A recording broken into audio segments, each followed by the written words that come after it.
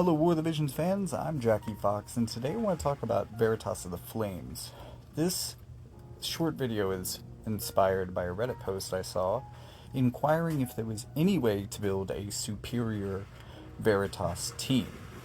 So I'm going to be trying this out in free match versus a more modern Slash team that's going to feature double Sephiroth and Dario. Dario is going to be a little bit of a curveball for this composition because it's better at dealing with physical, but being the person, at least the person I'm aware of, that's tested the first three Veritas as an all-Veritas team and kinda got it to work, I realized when I was looking through vision cards trying to figure out what would work best to create a slash nullification type effect for Veritas of the Flames, I stumbled upon a card that would actually work for all three of these unit types. This is With the Setting Sun. With the Setting Sun is going to provide 24% slash resistance, and this is apparently so much more than enough to give Veritas of the Flames slash nullification. In fact, if this were not a level 74 Veritas of the Flames, well, if he were level 79, he would have Big Swing, which turns into Brutal Swing, and that's his skill that reduces slash penetration by 40, and that would be some great insurance for this team against a team like this.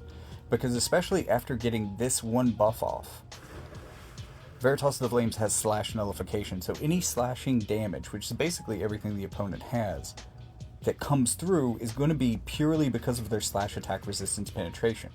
So if we can reduce that to 0 or at least make it lower, then they may not be able to dent us at all. We can fully nullify their damage, at least for 1 or 2 units. And it shouldn't be too hard to get Veritas of the Earth at least close to being able to slash nullify with that 25% bonus that we just got from Veritas of the Earth. Now I'm going to manually move Dario back and give a really consequential buff versus this team. My best 2 units by far are Earth and Wind, so the whole opposing team having Earth and Wind resistance is going to be really bad for me. But I also wanted to make sure that everyone had plenty of time to get off their buffs, since that's kind of what we're testing. They need to be sure that they get their buffs off so that we can test them all. Dragon's Kin is something that I'm really considering for him as like a third buff. You don't want him to buff for 3 turns in a row, because that's going to put the clock, reset the clock for his max power by another couple of turns. Another thing that I'll talk more about in a dedicated Veritas of the Flames video, but in a second, once we square up a little bit more, I'll show you exactly what type of slash resistances at least the better parts of my team are rocking before we get into combat. So for Veritas of the Earth, that's going to be 92% after buff, and full nullification. Now, he started at 91%, so he should be sitting at around 116% slash resistance, which is pretty ridiculous. Because the other thing about him not being 140 is, without his Dream Awakening, he's losing, off of his maximum build, 15% slash resistance.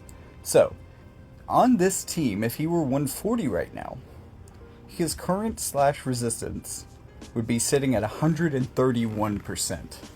You could break 30% slash resistance on him and he would still be able to nullify your damage. It's pretty ridiculous. But this is still a really strong team, and I actually tried this match out and it went very differently without the slash resistance buff. That ended up being really key in this team's ability to win, because we could turn down slash damage a bit, and Veritas of the Earth can even turn down defense penetration by 50, which is very powerful. It doesn't really affect Dario, but very powerful for the other 2 units here, giving us just another way to wall their damage, and probably especially important for Veritas of the Winds. Not being the unit with hate, he's never going to get the slash resistance buff, and he's sitting at about 50 to 60 slash resistance in this team himself. So he's got decent resistance, and if the buff hit him, he could get close to 100 himself, but he's never really going to get hit by the buff. So he's going to need to make his defense a lot more of the primary way that he gets through the fight. And that defense penetration reduction from Veritas of the Earth is going to be a big deal for that. Of course, we also need to keep Veritas of the Flames on the ground to actually show off his slash nullification. And enough turns are going on that extra 25% should be wearing off now. That's why attacks are really starting to do good damage to us. I mean, we still have like close to 70 slash resistance on Veritas of the Earth, basically. And even though it's worn off by now, also on Veritas of the Flames at 91% base, which would be base 106, even without his buff, if he were 140 right now on this build. The equipment, or the vision cards that I'm using here, we're getting 24% resistance. Everyone's getting 24% resistance from with the setting sun. I forget, I don't think I'm using Encounter of Heroes because that's fire only. And given everything I've shown you, Veritas of the Flames is the one who needs it the least. But I might be running Solidus, which is unfortunately a magically based card, so it's not great for anyone on this team, but it does in the sub-slot give another 10 slash resistance to the whole team, which is really more helpful for Earth and Heavens.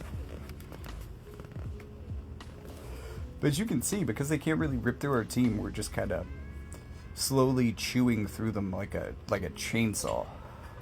Also, our tank is doing an amazing job of keeping them focused on him. He might have even been able to recover his health if it weren't for that Berserk. And then this team would just keep going forever. Because he'd keep regenerating his health, his resistances, and his hate all on the same buff. Really amazing buff for the tank. So we got him down to Dario. Now, I mean, again, keep in mind, my Veritas of the Earth is not reincarnated at all. This is his first time to 140. And this is a level 70 out of 74 Veritas of the Flames. So, can a level 70 unit with incredibly high slash resistance, that's really meant to deal with physical units, can he deal with a slash magic unit? Well, he can't quite take him out, but he definitely ended the fight with more HP, which is pretty impressive. Thank everyone for watching. I'm going to show off the stats here at the very end so you can see what I'm working with for base stats before buffs.